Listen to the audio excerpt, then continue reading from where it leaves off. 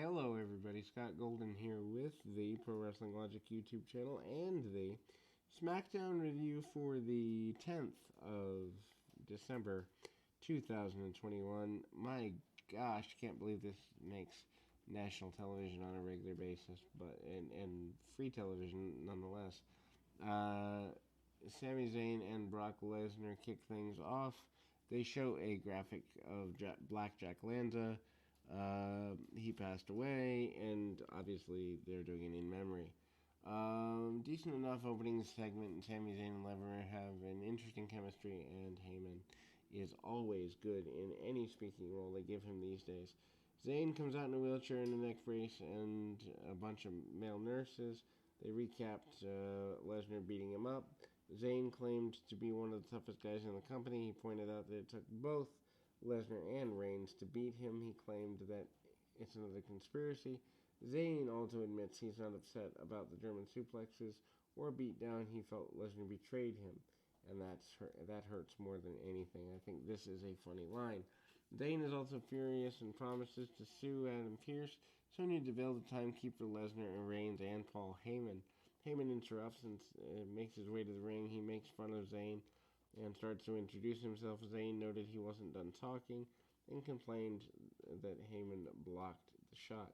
Heyman ignores Zayn and starts talking again. Zayn has heard enough and stands up. He gets in Heyman's face and notes Reigns isn't at the show tonight. Fans boo Reigns not being at the show. I would too if I'm paying the exorbitant fees for this tickets to this thing. Anyway, Heyman admitted that Reigns is on sabbatical and in training for his match at day one. Zayn yells at Heyman and notices that there's no one to save him. Suddenly, Brock Lesnar's music hits and out comes Lesnar. Zayn sits back down in the wheelchair. Lesnar takes the mic from Heyman and sat down in the middle of the ring on a chair. Fans break into a Suplex City chant. Lesnar apologizes for beating Zayn up last week. Lesnar did Zayn a favor so he wouldn't have to take on Reigns. Lesnar then notes Zayn said they're friends. Zayn admitted he thought they were friends. Zayn said they're both Canadian alphas. Lesnar wants to be friends with Zayn and invited him to hunt and fish in Saskatchewan. Zayn then is hesitant but eventually agrees. Lesnar and Zayn start to leave. Heyman grabs the mic. Heyman says he spent too much time in the dispensary and with edibles. Must be kicking in. The fans erupted into cheers. Heyman couldn't believe what he's watching. He said a few years ago Lesnar would take Zayn to Suplex City and not Saskatchewan and to go moose hunting. Heyman pumped Lesnar up, and then Lesnar snaps and attacks the male nurses. He then turned his attention to Zayn and kicked him out of the wheelchair. Lesnar then gave Zayn an F5 to end the segment. Michael Cole and Pat McCaffrey discussed tonight's main event between the Usos, New Day, and RK Bro. They pushed that it's to determine the best tag team in WWE.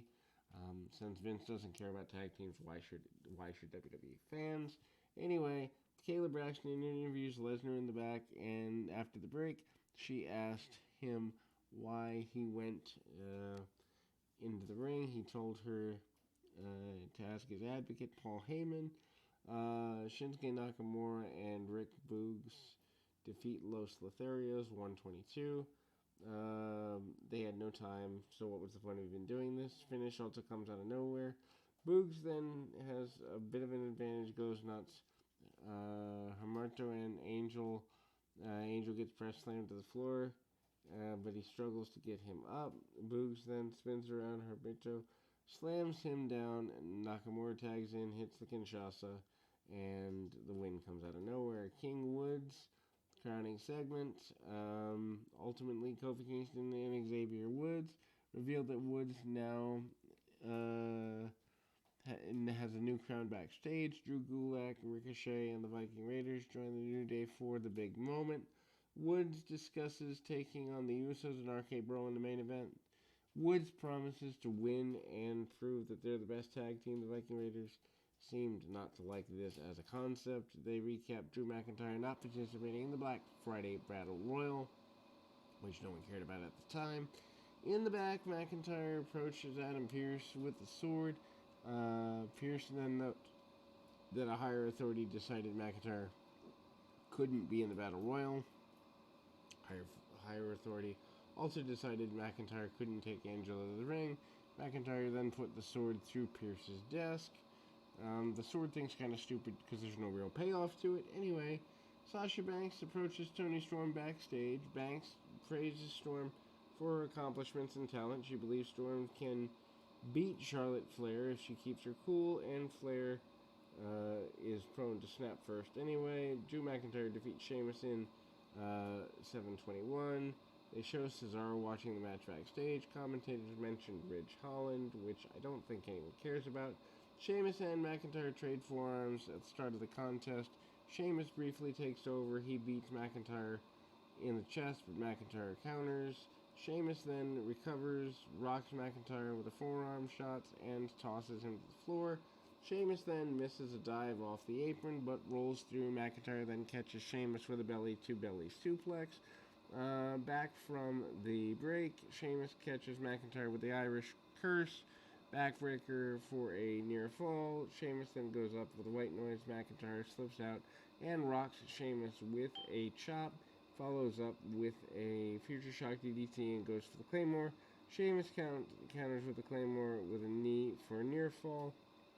Sheamus then goes for the Brogue Kick, but McIntyre rolls him up, hits a near fall. Sheamus regains control, and McIntyre goes into the corner. McIntyre bounced in the corner and hits the Claymore on Sheamus for the win. In the back, Happy Corbin, Madcap Moss steal Pierce's desk. McIntyre's sword in it. Corbin and Moss don't appear again, and there's no mention of Pierce's missing desk and McIntyre's sword. So apparently they're going into an angle that no one's going to care about. Anyway, Michael Cole and Pat McCaffrey discuss Jack Lanza's passing. They air a tribute video looking at his career. Paul Heyman is walking out of the arena with Kayla Braxton approaching. Braxton notes that Lesnar employed Heyman as his advocate. Heyman didn't like the question and tried to leave. Braxton wonders what Roman Reigns is going to think Heyman's serious and tells her to stop. Naomi and Sonya Deville, they basically didn't end up having the match again. Turns into an angle to set up Xia Li, making her SmackDown debut. Recap the feud between Sonya and Naomi that never pays off. Naomi grabs the mic and told Deville to take the suit off and come down to the ring. Deville enters the ring but demands a mic. She notes that she had some surprises, introduced to special guest timekeeper Shayna Baszler, ring announcer Natalya. Before Baszler could ring the bell, Naomi attacked Baszler and Natalya. Deville and the heels regroup and surrounded the ring. Suddenly Xia leaves music hit and she makes her way to the ring. She has a pretty impressive entrance, including special effect. Make it seem like the lighting is shooting out of her. Lee and Naomi work together, beating down the heels. Lee then rocks Deville with a kick to the head, but Baszler and Natalya drag her out of the ring. In the back, Riddle and Randy Orton discussing their upcoming match. Johnny Knoxville and the cast of Jackass Forever approached, and Orton isn't impressed and goes away. Championship contenders match. Toni Storm defeats SmackDown Women's Champion Charlotte Flair 3:18. Why have them even get dressed for this? Flair and Storm have a okay match. Although they really just don't click. Flair has the early advantage. Storm takes over, catches Flair with a crossbody for a near fall. Flair then follows up, goes for a moonsault off the top. Storm moves. Flair lands on her feet and hits a standing moonsault. Storm rolls out on her stomach to avoid the moonsault. Flair instinctively goes for the pin. Storm is on her stomach, and Flair looks like a moron. Anyway, Storm fires up and rolls Flair into a near fall. Then she uses a small package for another near fall. Flair snaps and begins to beat down Storm in the corner. Flair wouldn't stop. Referees then called for disqualification after the match. Flair continues to attack Storm. They then showed Reggie Bush, Maria Manex, X-Pac, and the cast of Jackass Forever at ringside. Usos walked to the ring for the main event. The show actually kept a pretty good pace going on this particular occasion. In the back, Brock Lesnar approaches Adam Pearce. Lesnar thanks Pearce for the fine and suspension. He notes that money went to charity. Lesnar said that the suspension gave him time to go hunting. Lesnar tries to show Pearce a picture of the moose he hunted. He couldn't find the picture, so he snapped his phone in half. Lesnar then describes hunting the moose and hanging on his wall. Lesnar added that he named the moose Pierce, which is actually ultimately very funny. Anyway, Usos note that they're not worried about RK Bro and the New Day. They promise to win tonight and regain the titles at day one. New Day makes their way to the ring for the main event. Cole revealed to the fans that fans voted RK Bro the best tag team in WWE in a Twitter poll. Does anyone really care what happens on Twitter when it comes to entertainment companies? Anyway, they have a fun match and fans are into it. Tell a decent enough story. Michael Cole notes that Sonya Deville and Adam Pearce invited RK Bro to SmackDown tonight to determine the best tag team in WWE.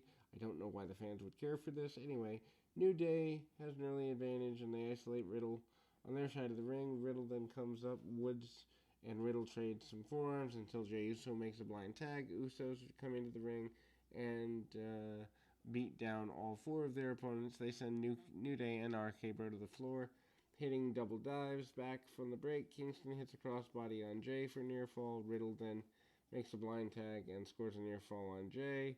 Fans are supportive of wanting Randy Orton at this point. Mainly they want a star power, and Randy's the only one that's been treated like a star in the last 20 years, at least of these folks. Anyway, Usos dragged Riddle to the corner.